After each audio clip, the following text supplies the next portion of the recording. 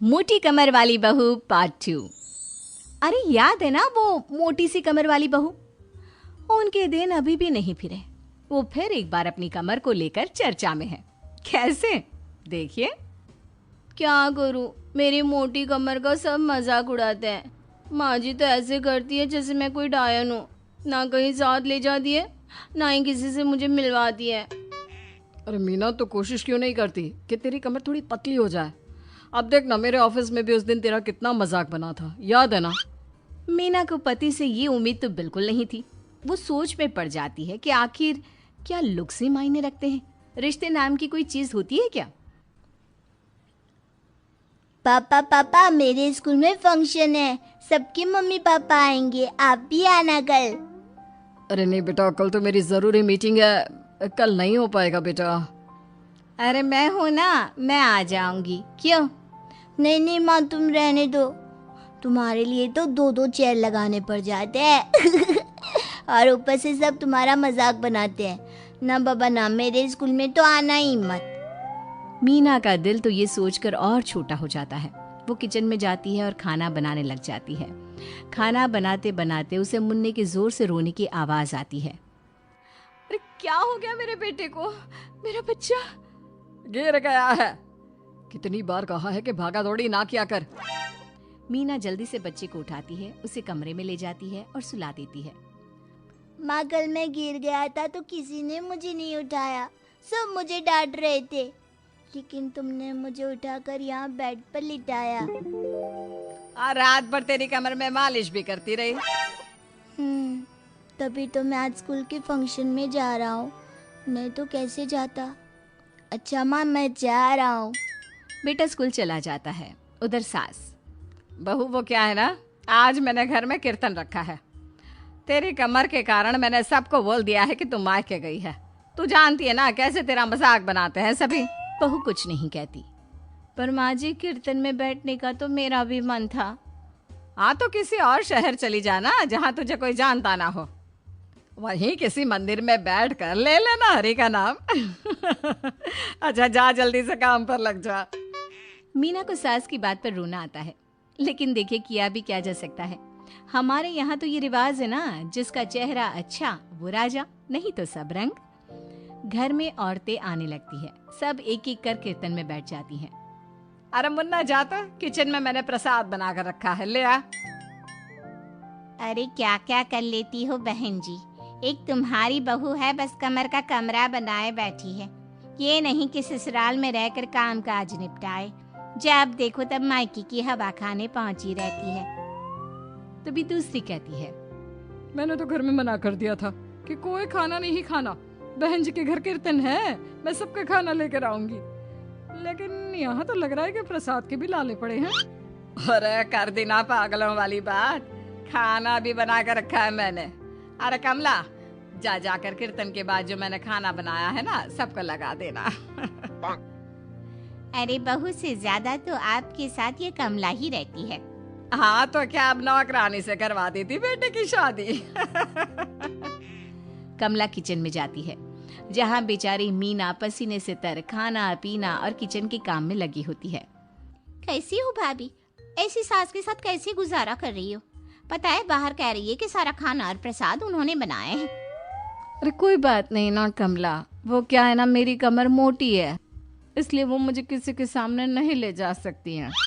अरे तो मैं कौन सी सुस्मिता सेन हूँ, लेकिन देखो मेरी सास मुझे कितने गर्व से मिलाती है सभी से। देखो मीना भाभी, आपको सबने ये बता रखा है कि आप अच्छी नहीं हो, सुंदर नहीं हो, लेकिन बात ये कि आपका चेहरा इतना प्यारा है कि क्या कहूँ। पता है भाभी, आपके चेहरे के नूर से तो सारा मोहल्ला रोशन है। मीना को बहुत दिनों के बाद किसी के प्यार के दो बोल सुनने मिले थे। वो खुश हो जाती है और कमला से दिल से बात करने लगती है। पता है कमला, जब मैं कॉलेज में थी ना, तो एक बार मेरी तस्वीर अखबार में छपी थी। मैं फूलों की प्रदर्शनी देखने गई थी, तो वहाँ किसी ने फूल के साथ मेरी फोटो खींची थी और लिखा था फूल से भी सुंदर। लेकिन अभी भाभी आप ऐसी हो, फूल से भी सुंदर। अरे कमर मोटी है तो क्या हो गया, क्या सब में सारी खूबियां होती है? अपनी सास को ही देख लो, ऐसा लगता है जैसे चूल्हे में कोयला जल गया हो। भैया भी माना पतले हैं, लेकिन है तो माँ की तरह काले ही ना। वो तो भला हो भगवान का कि मुन्ना आप पर गया है, गोरा और सुंदर। मीना को कमला की बात समझ में आ रही थी। पहली बार किसी ने उससे अच्छे से बात की थी तो उसे रोना आ जाता है। भाभी एक काम करो ना, कुछ दिनों के लिए मायके होकर आओ। यहाँ तो ना भैया को आपकी कदर है ना ही सास को, और बेटा भी आपको इन लोगों के कहने पर दूर ही रखता है। मीना को कमला की बात ठीक लगती है। सारा कीर्तन निपट जाता है और उसके बाद अरे बहन जी मान गए, इतना सारा खाना और प्रसाद बनाने के बाद भी आपको देख के लगता नहीं कि आप एक बूंद भी थकी हो, बिल्कुल फ्रेश। बस बहन जी मैं तो हूँ ही कुछ ऐसी ही। सभी चले जाते हैं। तब जाकर मीना किचन से बाहर आती है। अरे कहाँ जा रही है? थक गई हूँ मैं, चाय लेकर आ जा। माँ जी चक्कर आ रहा है, सर दुख रहा है, कब से किचन में बंद थी, गर्मी में पसीना भी बहुत आ रहा था, जरा कमरे तक जाकर पसीना सुखा लूं। अरे तो होती ना कम सिन कमर की मालकिन, बिठा देती मैं सबके सामने। अब क्या आपने बेइज्जती कराती? बस माँ जी मैं तंग आ गई हूँ, मैं अपने मायके जा रही हूँ। जब मेरा होना आप लोगों को इतना अखरता है तो मैं क्यों यहाँ रहूँ, क्यों ना मैं माँ के पास जाकर आराम ही करूँ। तभी वहाँ पति आ जाता है। देखो ऐसा नहीं है, लेकिन हाँ कुछ दिनों के लिए तुम जाना चाहती हो तो हो आओ, लेकिन यहाँ हम सबको तुम्हारी ज़रूरत है। मीना पति की इजाज़त के बाद मायके जाती है, लेकिन वहाँ भी भाभी। अरे मीना दीदी आज ही आना था क्या आपको? आज तो मेरे मायके वाले आ रहे हैं। दीदी आपकी कमर का मजाक फिर बनाएंगे वो लोग। अरे मीना एक फोन तो कर देती आने से पहले। अरे मीना क्या हाल बना रखा है शरीर का, कितनी प्यारी बच्ची थी हमारी, क्या हाल कर लिया। मीना को दुख होता है।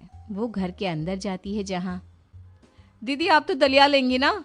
सबके लिए वैसे आलू के पराठे बने हैं, मैं जानती हूँ आपके फेवरेट हैं आलू के पराठे, लेकिन अब आपका शरीर ऐसा है कि आप तो दलिया ही खाओ। मीना को समझ में नहीं आ रहा था कि ये क्या हो रहा है।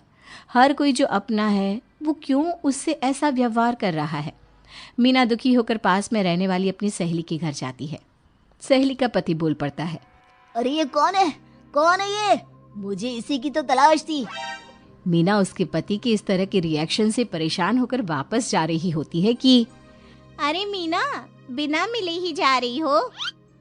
ये तुम्हारे पति है ना, ऐसे कैसे चिल्ला रहे हैं मुझे देखकर? पता नहीं क्यों जी, मेरी सहेली को देखकर क्यों चिल्ला रहे हो? अरे रीना मेरी फिल्म की हीरोइन मिल गई, यही तो है वो लड़की, प्यारी सी सुंदर सी मोटी कमर वाली। अरे हाँ, मीना तो बिल्कुल उस लड़की जैसी है जो आपकी फिल्म की कहानी है। ये क्या बोले जा रहे हो तुम लोग? मीना मेरे पति बहुत बड़ी फिल्म की डायरेक्टर है, पता है ना तुम्हें? और मैं एक बहुत बड़ी फिल्म बना रहा हूँ शाहरुख खान के साथ, मैं चाहता हूँ कि तुम उसकी हीरोइन बनो। हाँ मीना हाँ, प्लीज ना मत कहना, और इसके लिए तुम्हें करोड़ों रुपए भी मिलेंगे। मीना मन में सोचती है कि जो दुनिया उसे मोटा और भद्दा कहती थी उसे जवाब देने का यही एक रास्ता है। मीना फिल्म में काम करने के लिए हाँ कर देती है और फिर सारे शहर में मीना की फोटो शाहरुख खान के साथ लग जाती है।